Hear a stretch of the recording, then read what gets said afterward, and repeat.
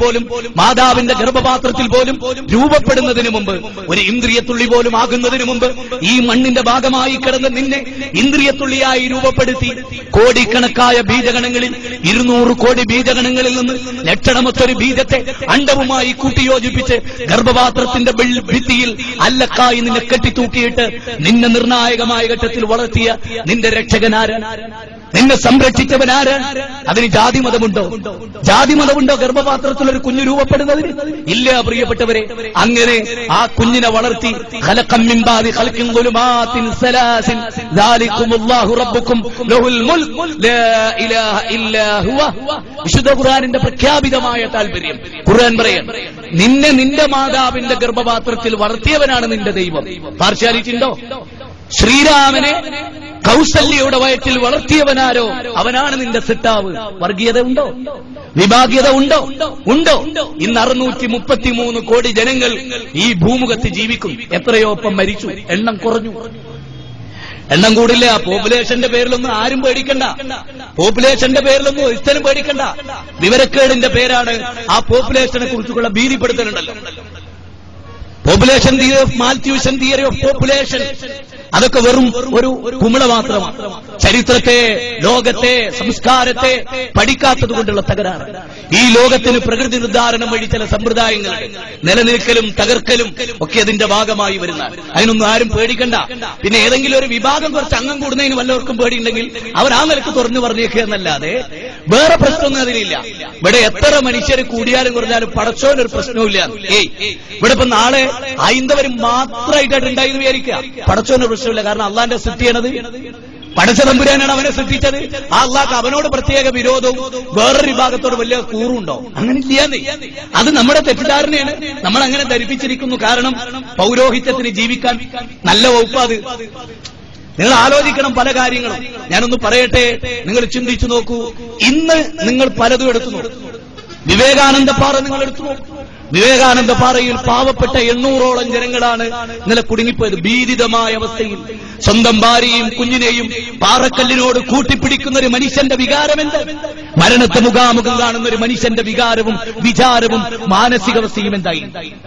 മനുഷ്യൻ എന്ന് പറയുന്ന ഈ നിസ്സഹായനായ ജീവി, ഈ ലൈഫായ ജീവി, ഒരു ചിതലിന്റെ സ്ഥാനം പോലും പലപ്പോഴും ശക്തിയിൽ കിട്ടാത്ത ഈ ദുർബലനായ ജീവി, ആ ജീവിയോട് വിശുദ്ധ ഖുർആൻ പറഞ്ഞു, മനുഷ്യ നിങ്ങൾ ദൈവത്തിന്റെ അടിമകളാണ്, അള്ളാഹുവിന്റെ അടിമകളാണ്, ദീദീവികന്റെ അടിമകളാണ്, വിരാട് പുരുഷന്റെ അടിമകളാണ്. അതെ, ത്വമേശ്വരാണം പരമം മഹേശ്വരം താം ദേവദാനാം പരമം ജദൈവതം പദീം പദീനാ പരമം പരസ്താത്. ശേതശേതരോപനിഷത്തിൽ വേദഗ്രന്ഥങ്ങൾ പറഞ്ഞതാണ്. ആകാശത്തെ, ഭൂമിയെ, സർവ്വചരാചരങ്ങളെ സൃഷ്ടിക്കുന്നതിന് മുമ്പ്, ഈ അണ്ഡകടാഹത്തെ സൃഷ്ടിക്കുന്നതിന് മുമ്പ് സ്വയംഭൂവായി എല്ലാം നിയന്ത്രിച്ചുകൊണ്ടിരുന്ന മലിക്കുൽ ജബ്ബാറായ ദൈവം, അവനെയാണ് നിങ്ങൾ നമിക്കേണ്ടത്. അവന്റെ മുമ്പിലാണ് നിങ്ങൾ പ്രാർത്ഥനകൾ സമർപ്പിക്കേണ്ടത്.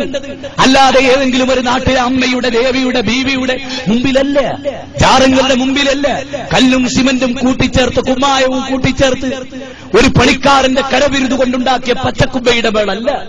അതിനെയൊക്കെ സൃഷ്ടിക്കാനല്ലേ, ആ കുബ്ബ പഠിക്കാൻ ആവശ്യമായ മണത്തരികളെ സൃഷ്ടിച്ച, കോടിക്കണക്കായ മണത്തരികളെ ഈ കടപ്പുറങ്ങളിൽ സംവിധാനിച്ച, പുഴകളിൽ സംവിധാനിച്ച ദൈവം തമ്പുരാനെ ആരാധിക്കുമ്പോ അത് പറഞ്ഞാൽ എവിടെ വർഗീയത? അല്ലെ ഇസ്ലാം പരിചയപ്പെടുത്തുന്ന ഞാനിവിടെ വളരെ ഗൗരവമായി ചിലത് പറയട്ടെ സുഹൃത്തുക്കളെ, തുറന്നു പറയട്ടെ. നമുക്കൊന്ന് ഒന്നാവണ്ടേ, നമുക്കൊന്ന് നന്നാവണ്ടേ, നമുക്ക് മനുഷ്യരായൊന്ന് ജീവിക്കണ്ടേ. നമുക്കിതെല്ലാം സംവിധാനിച്ചു തന്ന വല്ലർള വല്ലആലിൽ അനാം, ഭൂമിയെ നിങ്ങൾക്ക് വേണ്ടി ജീവയോഗ്യമാക്കി തന്ന പ്രപഞ്ചനാഥൻ ആരോ അവനെ ആരാധിക്കുക. ശ്രീരാമൻ ഇവിടെ ജനിക്കുമ്പോ ഭൂമിയുണ്ടോ? ചിന്തിക്കൂ. എങ്കിൽ ആ ഭൂമിയെ നിനക്കാരാണോ സംവിധാനിച്ചത് അവനാണ് നിന്റെ ദൈവം എന്നാണ് ഇസ്ലാം പറയുന്നത്. അല്ല, എവിടെ വർഗീയത? 2034 മുമ്പ് യേശുക്രിസ്തു ഇല്ല. അപ്പൊ 2034 മുമ്പ് യേശുക്രിസ്തു കന്യാമറിയമിന്റെ പുത്രനായി ജനിച്ചു വീണത് എവിടെയാ? ഈ ഭൂമിയിലാണ്. അതുകൊണ്ടാണ് ഖുർആൻ പറഞ്ഞത്, ആ ഭൂമിയെ പടച്ച ദൈവത്തെ ആരാധിക്കും. അല്ല, എവിടെ വർഗീയത? 79 വയസ്സാണ് ആർക്ക്? പുട്ടപ്പർത്തിയിലെ സായിബാബ്. എത്ര? 79 വയസ്സ്. ഡോക്ടർ രാധാകൃഷ്ണൻ ഇന്ത്യൻ ഫിലോസഫിയിൽ പറയും. ഇനി ആര്യ സമാജത്തിന്റെ സ്ഥാപക നേതാവായ സ്വാമി ദയാനന്ദ സരസ്വതി സത്യാർത്ഥ പ്രകാശത്തിന്റെ 515-ാമത്തെ പേജിൽ വിഗ്രഹാരാധനയുടെ ദൂഷ്യഫലങ്ങളെ സംബന്ധിച്ച് സംസാരിക്കുന്നു. സ്വാമി ദയാനന്ദ സരസ്വതി മുസ്ലിമാണോ? സ്വാമി ദയാനന്ദ സരസ്വതി മുജാഹിദാണോ? ആണോ നിങ്ങൾ ചിന്തിക്കുക? തീർച്ചയായും മനുഷ്യന്റെ നവോത്ഥാന നായകന്മാരായി കടന്നു വന്ന, നിങ്ങൾക്കറിയുമോ രാജാറാം മോഹൻ റോയിയെ കുറിച്ച്? രാജാറാം മോഹൻ റോയ് വില്യം ബെന്റിക് പ്രഭുവിന്റെ ഭരണകാലഘട്ടത്തിൽ സതിസമ്പ്രദായത്തെ ശക്തമായി എതിർത്ത മഹൽ വ്യക്തിത്വമാണ്, മുജദ്ദിദ്. ഹൈന്ദവ സമൂഹത്തിലെ മുജദ്ദിദാണ് അദ്ദേഹം. ആര്? രാജാറാം മോഹൻ റോയ്. ഏത് സമൂഹത്തിലുമുണ്ട് മുജദ്ദിദുകൾ. മുജദ്ദിദ് എന്നതൊരു അറബി പദമാണ്. അതിനർത്ഥം പരിഷ്കർത്താവ് എന്ന്. അറബിയിൽ പറയുന്ന മുജദ്ദിദ് എന്ന് പറഞ്ഞാൽ പരിഷ്കർത്താവ്. അത്തരം ഒരു പരിഷ്കർത്താവായിരുന്നു, മുജദ്ദിദായിരുന്നു രാജാറാം മോഹൻ റോയ്. അദ്ദേഹത്തിന്റെ ജ്യേഷ്ഠൻ മരിച്ചു. അപ്പൊ ജ്യേഷ്ഠന്റെ ഭാര്യ ചെറുപ്പക്കാരിയാണ്. അന്നത്തെ സമ്പ്രദായം അനുസരിച്ച് ഭർത്താവിന്റെ ചെതിയിൽ ചാടണം. എന്തൊരു ദുര്യോഗമായിരുന്നു ഈ സമൂഹത്തിന്. ആ ദുര്യോഗത്തിൽ നിന്ന് ഈ സമൂഹത്തെ രാജാറാം മോഹൻ റോയ് കരകയറ്റി. ഇന്നും രൂപ് കൻവർ, കഴിഞ്ഞ കുറഞ്ഞ കൊല്ലങ്ങൾക്ക് മുമ്പ് നമ്മുടെ ഇന്ത്യയിലൊരു സംസ്ഥാനത്തിൽ ഭർത്താവിന്റെ ചിതയിലേക്ക് വലിച്ചേക്കപ്പെട്ട രൂപ് കൻവർ നമ്മുടെ മുമ്പിൽ ഒരു ചോദ്യചിഹ്നമാണ്. അന്ധവിശ്വാസങ്ങളുടെ, അനാചാരങ്ങളുടെ ബലിപീഠങ്ങളായി മാനവരാശി മാറിക്കൊണ്ടിരിക്കുന്നു. ആര്? മനുഷ്യരാശി, ആദമിന്റെ മക്കൾ, മുഹമ്മദ് നബിയുടെ ഉമ്മത്തിൽപ്പെട്ടവരടക്കമുള്ള ആളുകൾ. പ്രമോചിപ്പിക്കേണ്ട ബാധ്യത ഏറ്റെടുത്തിരിക്കുന്ന ഒരേ ഒരു പ്രസ്ഥാനത്തിന്റെ ആർജവമുള്ള ശബ്ദമാണ് നിങ്ങൾ ഈ കേട്ടുകൊണ്ടിരിക്കുന്നത്. അഥവാ നിങ്ങൾ കേരളത്തിൽ അങ്ങോളം ഇങ്ങോളം അലയൊടിച്ചുകൊണ്ടിരിക്കുന്ന ലാ ഇലാഹ ഇല്ലല്ലാഹയുടെ മഹത്വമുള്ള ഈ വാചകം കേട്ടുകൊണ്ടിരിക്കുന്നത് ശക്തമായി ഇത് പറയാൻ മറ്റാരേക്കാൾ യോഗ്യതയുള്ള ഒരു പ്രസ്ഥാനത്തിന്റെ ശബ്ദമാണ്. ഒരു പ്രസ്ഥാനത്തിന്റെ ലേബലിലെ ഒരു എളിയ പ്രവർത്തകന്റെ ശബ്ദമാണ് നിങ്ങൾ കേട്ടുകൊണ്ടിരിക്കുന്നത്. അതുകൊണ്ട് ആലോചിക്കണം, നന്നായി ചിന്തിക്കണം, നന്നായിട്ട് ചിന്തിക്കണം. പല കാര്യങ്ങളെക്കുറിച്ചും ചിന്തിക്കുക. നിങ്ങൾക്കറിയുമോ തായ്ലാന്റ്, ഹോങ്കോങ് നിങ്ങൾ പരിശോധിച്ചിട്ടുണ്ടോ? മാലിദ്വീപ് നിങ്ങൾ പരിശോധിച്ചിട്ടുണ്ടോ? ഇസ്ലാം പറഞ്ഞ എല്ലാ ജീർണതകളെയും മൊത്തമായി വിറ്റയിക്കപ്പെടുന്ന ഈ പ്രദേശങ്ങൾ, ഏറ്റവും കൂടുതൽ വിനോദസഞ്ചാരികൾ തോന്നിവാസം നടത്തുന്ന ഹോട്ടലുകൾക്ക് നേരെയാണ് തിരമാലകൾ ആർത്തിരമ്പി വന്നത് എന്ന് എന്റെ വകയല്ല. മലയാള പത്രം വായിക്കുന്ന, ഇംഗ്ലീഷ് പത്രം വായിച്ചിട്ടുള്ള ആർക്കും ആ കാര്യം ബോധ്യപ്പെടും. എന്തുകൊണ്ട് പ്രിയപ്പെട്ടവരെ ഇങ്ങനെ ചില പ്രത്യേക കേന്ദ്രത്തിൽ ഇതിന് ശക്തി കുറച്ച് കൂടുതലായത് ആലോചിച്ചിട്ടുണ്ടോ?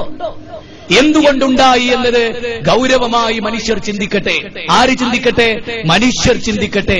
ഇത് ദൈവത്തിന്റെ ശിക്ഷയോ അതല്ല ഭൂമിയുടെ തകരാറോ എന്നൊന്ന് ആലോചിക്കട്ടെ. ആളുകൾ ബോധപൂർവമായി ഒന്ന് ചിന്തിച്ചു തുടങ്ങട്ടെ. അങ്ങനെ ചിന്തിച്ചു തുടങ്ങുമ്പോൾ ഞാൻ ഓരോന്നോരോന്ന് പേരെടുത്ത് പറയുന്നില്ല. ഈ ഭൂകമ്പങ്ങൾ ഉണ്ടാകുന്ന പ്രദേശങ്ങളിലൂടെ നിങ്ങൾ പഠിക്കാം.